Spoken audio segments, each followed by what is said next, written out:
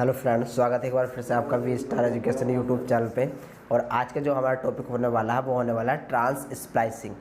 हम इसके already 7 lecture पढ़ चुके हैं पोस्ट ट्रांसक्रिप्शनल मॉडिफिकेशन के। लेक्चर नंबर हमारा 8 है और आज का टॉपिक भी हमारा ट्रांस स्प्लाइसिंग है। तो आइए एक बार रिकॉल कर लेते हैं कि हमने क्या क्या पढ़ा है। सबसे पहला क्वेश्चन था कि पोस्ट ट्रांसक्रिप्शनल मॉडिफिकेशन क्या होता है एंड ये किस में पाया जाता है, प्रोकैरियोटिक्स एंड यूकैरियोटिक्स किस में। फिर इसके बाद इसमें स्टेप कौन कौन सा आते हैं, लाइक कैपिंग, स्प्लाइसिंग, पॉलीएडेनाइलेशन क्या होता है इसमें। प्रोकैरियोटिक्स में किस प्रकार से प्रोसेसिंग होती है एंड यूकैरियोटिक्स में किस प्रकार से प्रोसेसिंग होती है, ये सारी बातें हमने देख ली थी। इसके बाद हमने पढ़ा था कि कैपिंग में कैप कहाँ पर होता है, कौन सी ये आपके एंड पर परफॉर्म होता है, इसमें कितने स्टेप होते हैं, कितने एंजाइम्स की ज़रूरत होती है, ये सारी चीज़ें हम देख चुके हैं। फिर इसके बाद हमने फंक्शन की बात की थी कि आपके फंक्शन क्या होते हैं कैपिंग के। फिर हम स्प्लाइसिंग पे गए थे कि आपका स्प्लाइसिंग का मतलब क्या होता है, एक्सॉन बाहर जाता है या फिर आपका इंट्रॉन बाहर जाता है, इनमें से कौन सा आपका आउट निकलता है, ठीक है ना।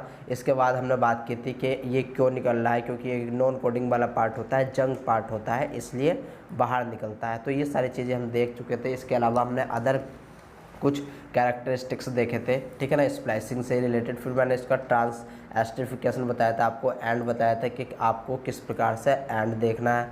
मैंने आपको ये भी बताया था कि एक इंट्रॉन को बाहर निकालने के लिए आपको 2 ट्रांस एस्ट्रिफिकेशन रिएक्शन की ज़रूरत पड़ेगी। इसके बाद यहाँ पर मैंने आपको पूरा डायग्रामेटिक रिप्रेजेंटेशन ये समझाया था कि किस प्रकार से परफॉर्म करते हैं।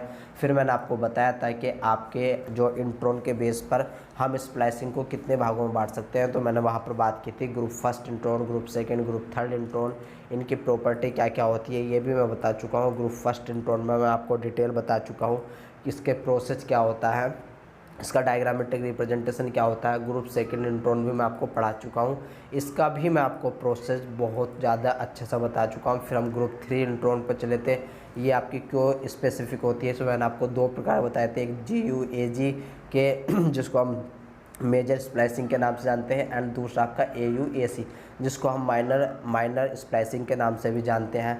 हमने बात की थी कि आपका मेजर स्प्लाइसिंग मतलब GUAG के बारे में बात की थी। फिर हमने देखा था इस पर आपके स्प्लाइसोसोम्स एक यूनिट होती है जो कि राइबोन्यूक्लियोप्रोटीन की बनी हुई होती है, इसके बारे में मैंने आपको सब चीज़ बताई थी। इसके अलग अलग फंक्शन बताए थे कि किस प्रकार से इसको हम डिवाइड कर सकते हैं, इसके फंक्शन क्या क्या होते हैं। फिर हमने इसका प्रोसेस देखा था कि आपको कौन कौन सा प्रोसेस यहाँ पर मिलेगा, ठीक है। फिर हम गए थे अपने अल्टरनेटिव माइनर स्प्लाइसिंग में, जो इससे पिछला वाला लेक्चर था ये मैंने वहाँ पर करवाया आपको, यानी कि लेक्चर नंबर 7 में करवाया है। हमने बहुत ज़्यादा डिटेल में देखा था कि किस प्रकार से आपकी रिएक्शन परफॉर्म होती है, ठीक है ना। फिर हमने देखा था कि हम अल्टरनेटिव स्प्लाइसिंग क्यों करते हैं, ठीक है ना। फिर हमने देखा था कि किस प्रकार से इसके कितने टाइप्स होते हैं, तो ये सारी बातें हम कर चुके हैं। फिर हमने इसका एग्जाम्पल देखा था, एंड यहाँ पर आपको एग्जाम्पल में मसल सेल का में जो प्रोटीन बनती है alpha troponin and beta troponin, उसका फॉर्मेशन देखा था कि एक ही जीन से किस प्रकार से आपका alpha troponin and beta troponin form हो रही है, ठीक है। तो आज का हमारा इंपॉर्टेंट जो लेक्चर है वो है trans splicing. And trans splicing guys अच्छा टॉपिक है और काफ़ी इंटरेस्टिंग टॉपिक भी है, तो इसको आपको नहीं छोड़ना। तो देखो यहाँ पर आपको कुछ बातें याद रखनी है। पहले तो मैंने जब आपको अल्टरनेटिव स्प्लाइसिंग यहाँ पर पढ़ाया था तो ये बताया था मैंने आपको कि ये आपका ये जो वेरी कॉमन फिनोमिना होता है इन यूकैरियोट्स, यानी कि जो आपका अल्टरनेटिव स्प्लाइसिंग होता है ये आपका very common phenomena in higher eukaryotes, ठीक है ना।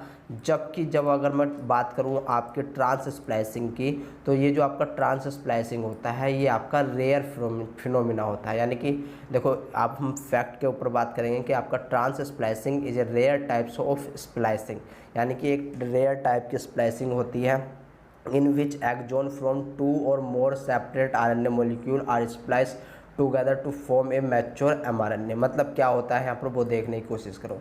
देखो जैसे कि इसका नाम बता रहा है ट्रांस, तो ये जो ट्रांस है एक्चुअल में ये ट्रांसफ़र ग्रुप से लिया गया है, ठीक है ना। ये ट्रांसफ़र ग्रुप से आपका ट्रांस शब्द लिया गया है। और आप ट्रांसफ़र कब कर सकते हो, जब आपको कोई 2 चीज़ मिले, 2 ग्रुप मिले, ठीक है ना, या फिर 2 अलग अलग चीज़ मिले, तभी तो आप एक दूसरे में ट्रांसफ़र कर सकते हो। तो सेम यहाँ पर भी होता है। एक्चुअल में यहाँ पर क्या होता है कि मान लो आपका एक प्री mRNA ये है एंड सेकंड प्री mRNA आपका इस प्रकार से बना हुआ है, ठीक है ना। आपको पता है इस प्री mRNA के अंदर एक्सॉन भी होंगे एंड आपके इंट्रॉन वाला पार्ट भी होगा, ठीक है ना। मैं इसको लिख रहा हूँ A एंड बी, ठीक है ना। ये आपका एक्जोन वाला पार्ट बना दिया मैंने। एंड यहाँ पर मैं आपके लिए शो कर देता हूँ, एक ये रहा, एक ये रहा, and second is, third is this, and fourth is this, ठीक है ना। 1 2 3 एंड 4। तो यहाँ पर क्या है, ये डिफरेंट आपके प्री mRNA है, ठीक है ना, डिफरेंट प्री mRNA है। एंड इन जो आपके डिफरेंट प्री mRNA है, एक्चुअल में क्या होता है कि इन दो प्री mRNA को आपस में लाइगेट करना, ठीक है ना। अब ये लाइगेशन कैसा होता है वो हम देखेंगे।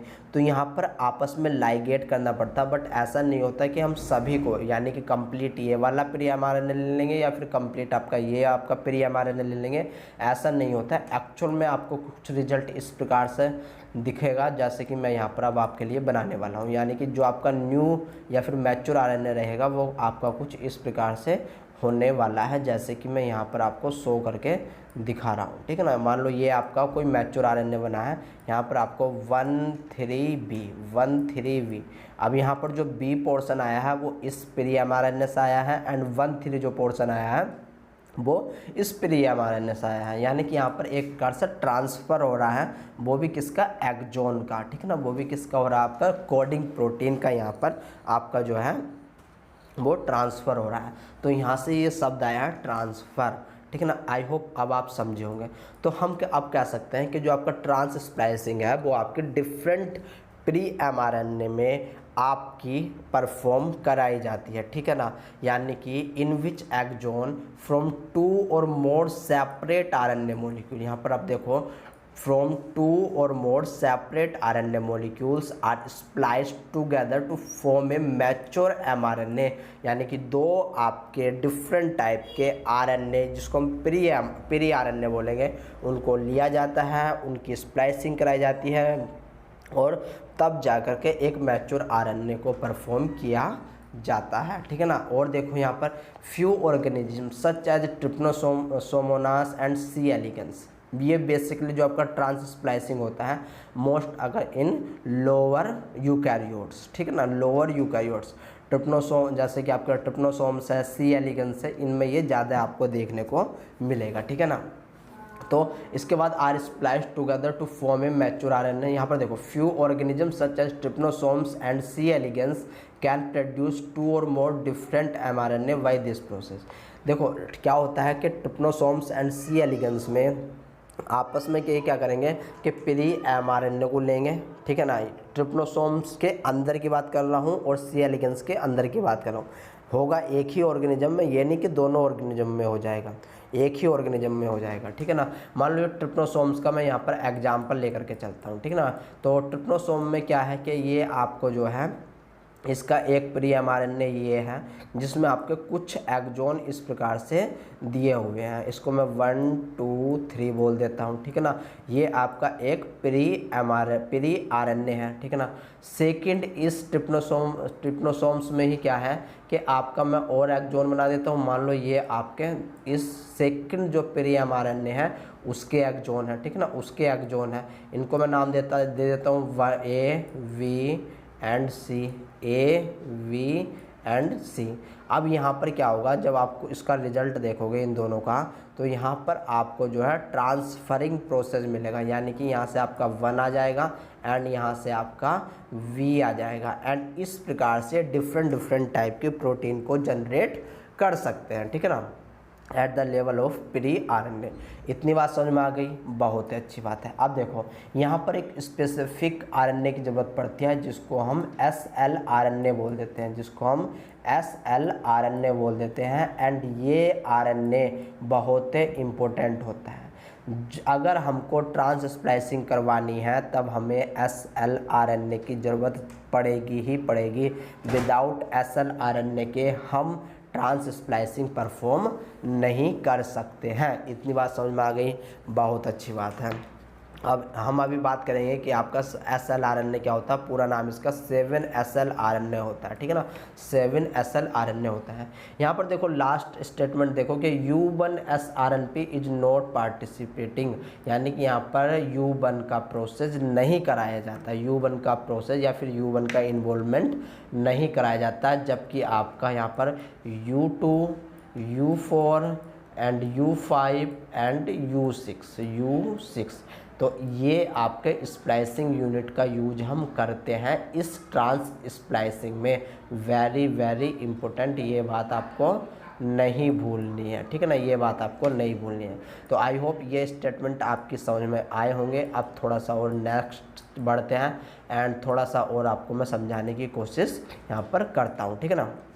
तो देखो यहाँ पर आप स्टेटमेंट के थ्रू ही चलेंगे, स्टेटमेंट के थ्रू ही मैं आपको यहाँ पर बताने की कोशिश करूँगा कि each trans splice mRNA has an identical short non coding sequence at the 5 prime end called splice leader RNA SLRNA। मतलब क्या कि देखो मान लो कोई आपका प्री mRNA है, ठीक है ना, कोई आपका प्री mRNA है, मान लो ये आपका प्री mRNA है, तो इसकी जो स्टार्टिंग ये 5 प्राइम एंड बना रहा हूँ मैं, ठीक है ना, ये आपका 5 प्राइम एंड है एंड ये आपका 3 प्राइम एंड है। तो इस 5 प्राइम एंड पे आपका SLRNA पाया जाएगा, इस 5 प्राइम पे SLRNA पाया जाएगा। वो भी अगर मैं इसका पूरा नाम बताऊं तो 7SLRNA, ठीक है ना, 7SLRNA। The SLRNA is transcribe by RNA polymerase second. ये जो ट्रांसक्राइब होता है वो पोलीमरेज सेकेंड से ट्रांसक्राइब होता है from A separate intron less gene, ठीक है ना। यानी कि ये जो आपका मैंने प्री mRNA बनाया है, यहाँ पर आपका कोई भी इंट्रोन नहीं पाया जाएगा। वेरी वेरी इंपॉर्टेंट, यानी कि ये आपका इंट्रोन लेस होता है, ये आपका इंट्रोन लेस होता है, जबकि ये आपका प्रोटीन कोडिंग में हेल्प नहीं करता, बट ये आपका इंट्रोन लेस होता है। ये हेल्प करवाता है टू लाइगेशन जो आपका SLRNA वाला पोर्शन होता है, ठीक है ना। The only non function of SLRNA gene to donate the short 15 to 20 leader sequence. यानी कि इस SLRNA का मतलब केवल इतना ही होता है, फंक्शन इतना ही होता है कि आपका 50 to 20 जो न्यूक्लियोटाइड है उनको डोनेट करने का काम करता है, ठीक है ना, उनको डोनेट करने का काम करता है। अभी हम देखेंगे आके the SLRNP bind to specific protein to form the SLRNP। This complex does not require U1 for splicing. जैसे कि हमने पहले पढ़ा था कि जो आपका SNRNA था, ठीक है ना, SNRNA था, इससे आपकी जो है वो प्रोटीन जुड़ रही थी, वो प्रोटीन जुड़ रही थी। और ये जो हमने पढ़ा था SNRNA, ये पढ़ा था हमने आपका माइनर स्प्लाइसिंग में या फिर अल्टरनेटिव स्प्लाइसिंग में। बट यहाँ पर आपको क्या है कि यहाँ पर SLRNA है, यहाँ पर क्या है SLRNA है, प्लस यहाँ पर आपको प्रोटीन देखने को मिलेगी, यहाँ पर आपको प्रोटीन देखने को मिलेगी। एंड इसमें एक खासियत होती है इस स्प्लाइसोसोम्स में कि यहाँ पर आपका इस स्प्लाइसोसोम्स में ये जो आपका स्प्लाइसोसोम्स बनेगा जिसको हम SLRNP बोलेंगे, ठीक है ना, NP बोलेंगे। इसमें क्या खासियत है कि यहाँ पर आपको U1 देखने को नहीं मिलेगा, U1 देखने को यहाँ पर नहीं मिलेगा, जबकि U1 के अलावा U2 4 5 एंड 6 ये स्प्लाइसिंग यूनिट देखने को आपको मिलेंगे, ठीक है ना। इतनी बात समझ में आ गई, बहुत ही अच्छी बात है, ठीक है ना। अब आगे चलते हैं, अब देखते हैं इसका थोड़ा बहुत प्रोसेस के किस प्रकार से ये परफॉर्म होता है, ठीक है ना, किस प्रकार से परफॉर्म होता है। बट उससे पहले थोड़े से स्टेटमेंट देख लेते हैं। The reaction mechanism of trans splicing is similar that of the group second intron splicing except release intron Y-shaped branch structure rather than linear। क्या कहने का मतलब है यहाँ पर कि देखो यहाँ पर ये ग्रुप सेकंड की तरह ही है, यहाँ पर ये आपका ग्रुप सेकंड की तरह ही परफॉर्म होता है। बट यहाँ पर जो इंट्रॉन बाहर निकलेगा, यहाँ पर जो इंट्रॉन बाहर निकलेगा उसकी जो स्ट्रक्चर रहेगी वो लैरिएंट ना होकर के वाई के शेप की रहेगी, वो वाई के शेप की रहेगी, ठीक है ना। देखो यहाँ पर मैं आपको दिखा देता हूँ कि आपका जो इंट्रॉन निकलेगा उसकी स्ट्रक्चर वाई के शेप की होने वाली है आपके, ठीक है ना। तो ये आपको स्ट्रक्चर याद रखनी है कि यहाँ पर आपको जो ट्रांस स्प्लाइसिंग होता है यहाँ पर आपको वाई शेप की स्ट्रक्चर देखने को मिलती है। The trans-splicing process is mediated by some spliceosome machinery as used nuclear pre-mRNA intron splicing except involvement of U1। यानी कि यहाँ पर भी आपको स्प्लाइसोसोम्स मशीनरी की ज़रूरत होगी एंड यहाँ पर आपको U2, U4, U5 मैंने जैसे कि लिखा है पीछे भी U5 एंड U6 की ज़रूरत पड़ने वाली है एंड इनके सेम फंक्शन रहेंगे जो आपके पीछे आपने देखे थे, ठीक है ना। अब देखो, अब ये था आपका नॉर्मल फॉर जितने फैक्ट थे उसके बारे में। अब प्रोसेस देखने की कोशिश करो। यहाँ पर क्या है कि आपका एक SLRNA होता है ये इतना, ठीक है ना, SLRNA होता है इतना, ठीक है ना, ये पार्ट आपका SLRNA का है एंड जहाँ से आपका SLRNA जीन स्टार्ट होता है, यहाँ पर एक्चुअल में होता है क्या, यहाँ पर आपको बीच में कोई भी इंट्रॉन देखने को नहीं मिलेगा। यहाँ पर आपको कोई भी इंट्रॉन इस एरिया में देखने को नहीं मिलेगा। जितने भी न्यूक्लियोटाइड होंगे सब आपके SLRNA के ही मिल करके बने हुए होते हैं एंड ये SLRNA प्रेजेंट कहाँ पर होता है, 5 प्राइम लोकेशन पे होता है, ठीक है ना। तो पॉइंट नंबर 1। अब यहाँ पर क्या होता है, एक आपका प्री mRNA ये है एंड सेकंड प्री mRNA आपका ये है, दो डिफरेंट प्री mRNA यहाँ पर आ जाते हैं। तो यहाँ पर देखो ज़्यादा खचपच हो जाता है अगर ज़्यादा अच्छी स्ट्रक्चर बना कर दिखाते हैं, तो आप समझ सकते हो हमने केवल इंट्रॉन पार्ट को ही लिया है जिसको हमें रिमूव कराना है। तो यहाँ पर देखो होता क्या है कि सेम यहाँ पर भी एक ब्रांच पॉइंट पाया जाता है जिसको हम बोलते हैं एडेनिन ब्रांच पॉइंट, जो कि आपके कहाँ पर प्रेजेंट होता है, ये प्रेजेंट होता है एजी साइड पर, यानी कि 3 prime exist side, 3 prime side पर, ठीक है ना, इंट्रॉन की 3 प्राइम साइड पर प्रेजेंट होता है ये।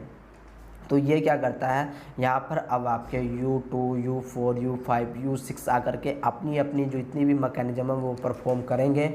उसके बाद होगा क्या कि ये ब्रांचिंग पॉइंट, ये जो ब्रांचिंग पॉइंट है एडेनिन, ये जा करके डायरेक्ट अटैक करेगा GU पर, ठीक है ना, 2 न्यूक्लियोटाइड यानी कि डाइन्यूक्लियोटाइड GU पर अटैक करेगा किसी दूसरे प्री RNA पे या फिर mRNA बोल सकते हो उसको, ठीक है ना।